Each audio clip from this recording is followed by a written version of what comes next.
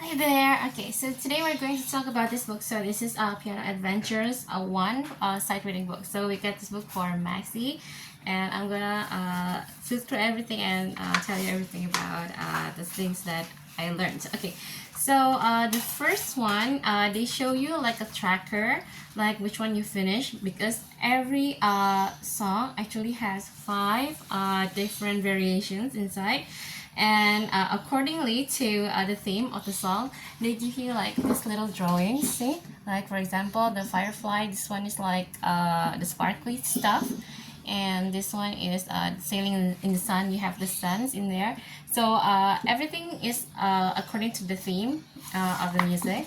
Okay, let me just show you the next one. So okay, so this is the foreword. They tell you like how to sight read, how to build up your analysis and responses quickly to each exercise. And okay, all right, so they also have these characters inside, like this one. This is called chord guy, and this is called the penny piano. So this is if you know Mozart's little Mozart's book, so they have also those kind of characters, but this one is based on the things that we actually learn, the notes, and then the dynamics and all that.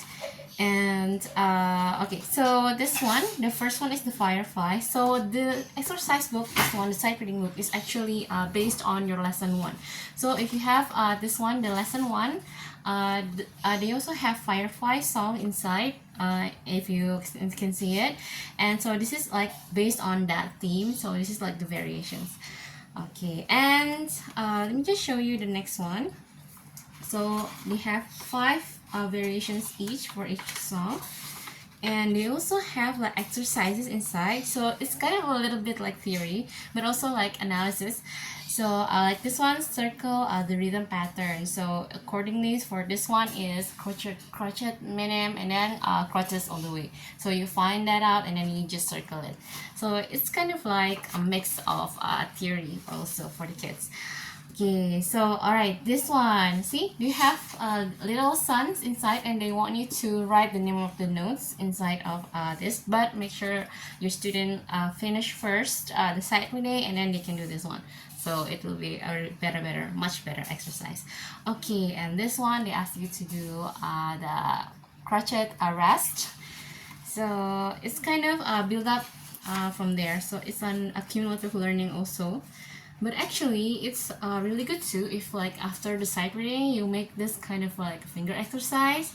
So it will be really good for the kids too. Okay, let me tell you the other exercises. So like this one is writing the counts, and okay, what else? Okay, and okay, so this is cross, make an X if it's wrong. So we have a 3/4 time signature. So which of these bars is wrong, and then you just put an X mark on it. So basically it's like theory, but it's like a random, not in every variation they have that exercise.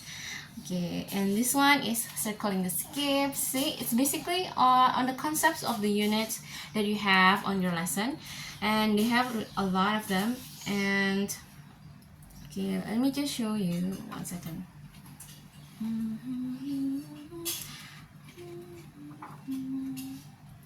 Okay, where's the...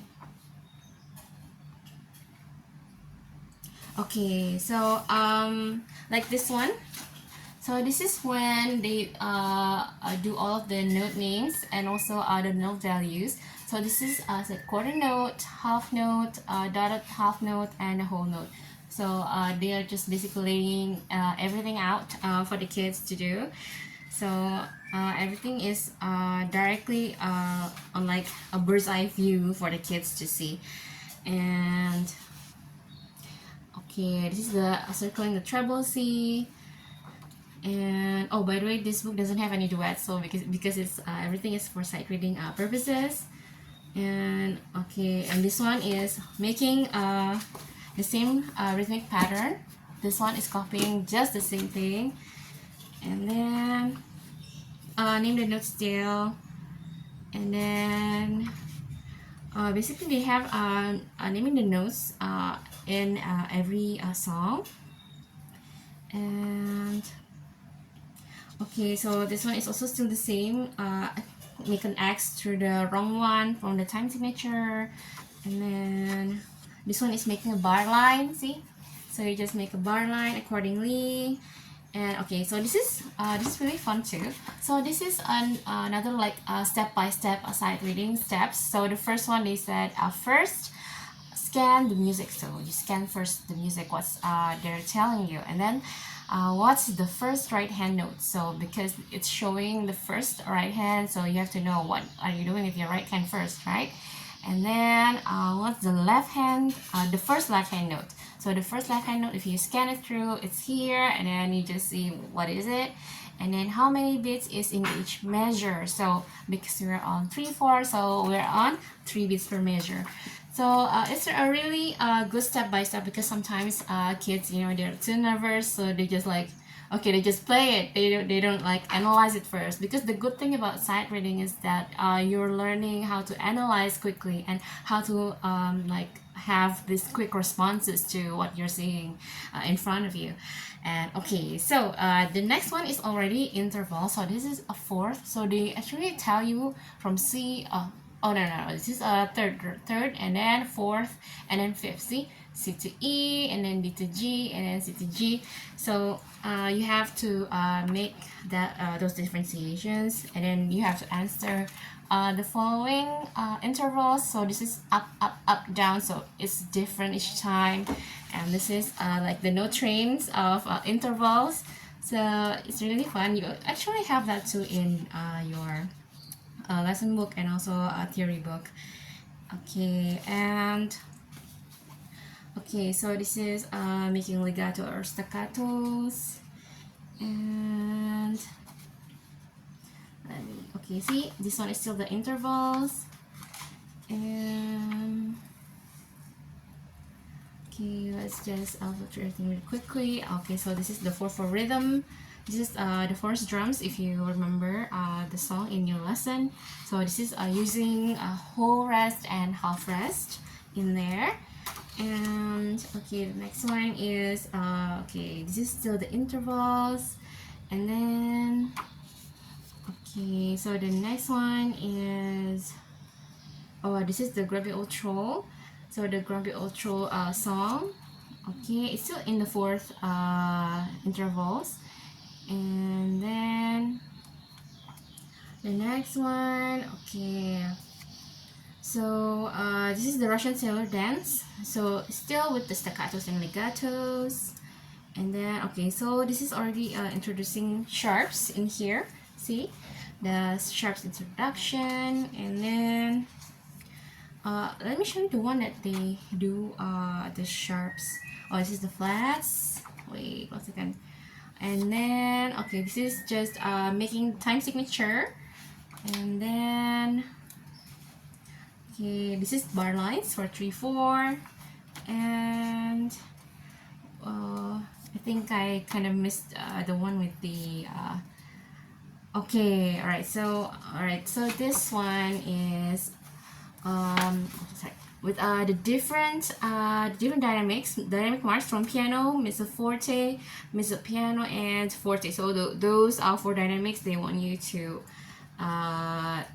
do the ones from like softest to loudest and all that. So it's kind of like a multiple choice question.